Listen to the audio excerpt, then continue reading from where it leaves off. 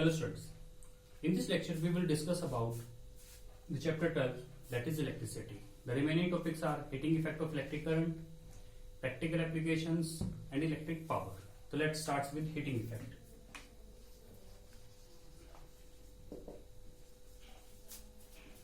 Heating effect of electric current. इसका मतलब होता है जैसे कोई भी कंडक्टर है, जैसे हम लोग कोई भी डिवाइस यूज करते हैं, टीवी, फ्रिज, जो हमारे लाइट बल्ब्स होते हैं यूज किए जाते। दूसरा अगर हम लोग फैन यूज करें, मोटर यूज करें, कोई भी डिवाइस हो, मतलब जो कंडक्टर हो, अगर हम लोग उसमें से कॉन्टिन्यूसली करंट फ्लो करते हैं तो आप लोगों ने देखा होगा कि कुछ टाइम के बाद जो कंडक्टर है उसका जो टेम्परेचर है वो राइज होना स्टार्ट हो जाता है। वो टेम्परेचर क्या होता है? राइज होता है। राइज क्यों हो रहा है? क्योंकि इस कंडक्टर में हीट प्रोड्यूस हो रही है। और जो हीट प्रोड्यूस हो रही है उसको हम लोग बोलते हैं heating effect of electric current. मतलब कोई भी कंडक्टर जिसमें कंटिन्यूसली करंट फ्लो कर रहा है तो कुछ टाइम के बाद उसका जो टेम्परेचर है वो राइज होना शुरू हो जाता है। क्यों होता है? क्योंकि वहां हीट प्रोड्यूस होती है। इस इफेक्ट को हम लोग बोलते हैं heating effect of electric current. अब जो ये हीट प्रोड्यूस होती है इसकी एप्लीकेशंस है, मतलब जो हीटिंग इफेक्ट है इसकी practical application.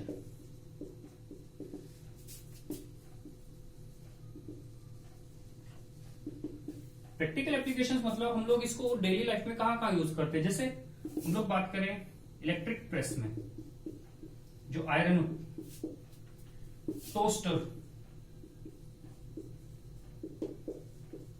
Water heating road,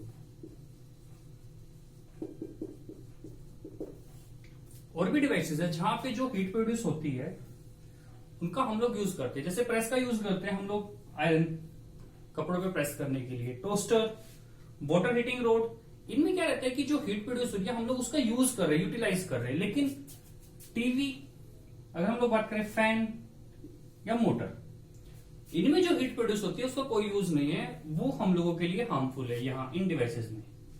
और ये डिवाइसेस जो है जहां हीट प्रोड्यूस होती है वो हम लोगों के लिए बेनिफिशियल है, इसीलिए हम लोग इसको बोलते हैं प्रैक्टिकल एप्लीकेशंस। अब जो हीट प्रोड्यूस हो रही है इसकी वैल्यू कितनी है वो पता लगा हम लोगों को जूल्स लॉ ऑफ हीटिंग से।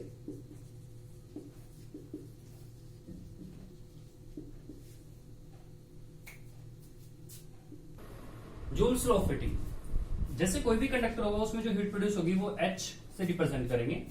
वो डायरेक्टली प्रोपोर्शनल होगी करंट के स्क्वायर के। आई मतलब करंट डायरेक्टली प्रोपोर्शनल होगी रेजिस्टेंस के, और डायरेक्टली प्रोपोर्शनल होगी टाइम के। इसका मतलब हुआ जैसे कोई भी कंडक्टर है उसमें अगर हम लोग करंट की वैल्यू को बढ़ाते जा रहे हैं, डबल किया, तो जो हीट प्रोड्यूस होगी डबल का स्क्वायर मतलब 4 टाइम्स हो जाएगी। रेजिस्टेंस बढ़ेगी तो जो हीट प्रोड्यूस है वो ज्यादा होती रहेगी। और करंट जो होगा अगर वो ज्यादा टाइम के लिए फ्लो कर रहा है उस कंडीशन में जो हीट प्रोड्यूस होगी वो ज्यादा होगी। यहां कंडीशन है कि यहां जो ROT है वो कांस्टेंट रहेंगे, यहां IOT कांस्टेंट रहेंगे, और यहां I और R कांस्टेंट रहेंगे। कांस्टेंट का मतलब है ये वैल्यू फिक्स रहेगी।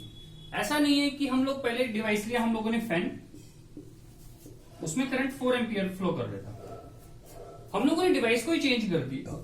मतलब जैसे टीवी लिया, अब यहां करंट में 8 एम्पियर फ्लो करवा रहा हूं करंट डबल करके, तो यहां क्या हो जाएगा, यहां जो फैन है इसकी रेजिस्टेंस कुछ अलग होगी,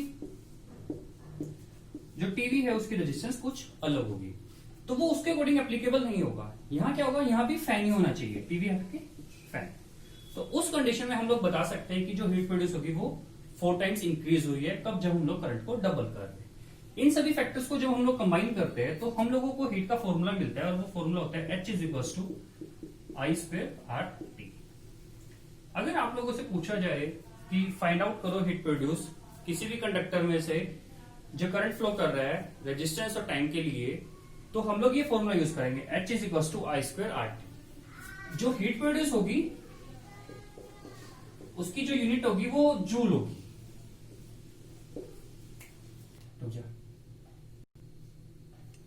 जो ये फॉर्मूला था I²RT, इस फॉर्मूले की एक डेरिवेशन है, उसको देखिए आप। जैसे कोई भी अननोन रजिस्टर आ रहा है, इसके क्रॉस एक बैटरी लगी हुई है, एक सेल। जैसे स्विच ऑन करते हैं तो सर्किट में क्या करंट फ्लो करता है, करंट सपोज किया आई। एक्चुअल में करंट क्या होता है, जो करंट है वो due to flow of electrons, मतलब जब इलेक्ट्रॉन्स फ्लो करेंगे तो उस कंडीशन की वजह से क्या होगा, करंट होगा। और इलेक्ट्रॉन्स एक्चुअली फ्लो करते हैं नेगेटिव टर्मिनल से पॉजिटिव टर्मिनल की तरफ। अब कोई भी चीज है एक प्लेस से उठ के दूसरे प्लेस पे जाएगी तो हम लोग कुछ वर्क करेंगे। तो यहां जो हम लोग वर्क कर रहे हैं इलेक्ट्रॉन की मूवमेंट के लिए, वो वर्क होगा V इंटू क्यू। हम लोगों ने स्टार्टिंग में पोटेंशियल डिफरेंस का फॉर्मूला किया था, V is equal to W by Q. तो यहां से ये फॉर्मूला आया है, W होगा work done, V potential difference और Q चार्ज। अगर हम लोग बात करें V की, V IR के इक्वल होगा। ये कहां से होगा, फ्रॉम ओम्स लॉ। और जो चार्ज होगा वो क्या होगा, करंट इनटू टाइम। इन दोनों की वैल्यूज उठा के हम लोगों ने इस फॉर्मूले में पुट की, तो हम लोगों को जो वर्क डन है वो कितना मिला, IR इंटू IT। तो यहां से वर्क डन आ जाएगा I स्क्वेयर RT। मतलब इतना जो हम लोग वर्क कर रहे हैं उसमें क्या हो रहा है, इलेक्ट्रॉन्स की एनर्जी है वो बढ़ रही है, यानी जो हीट प्रोड्यूस होगी यहां, उसका फॉर्मूला क्या आ जाएगा, H is equal to I square R। ये थी इस फॉर्मूले की डेरिवेशन। इलेक्ट्रिक पावर, पावर को हम लोग P से रिप्रेजेंट करते हैं। यहां क्या इलेक्ट्रिक पावर क्या होगी, जो इलेक्ट्रिकल एनर्जी है,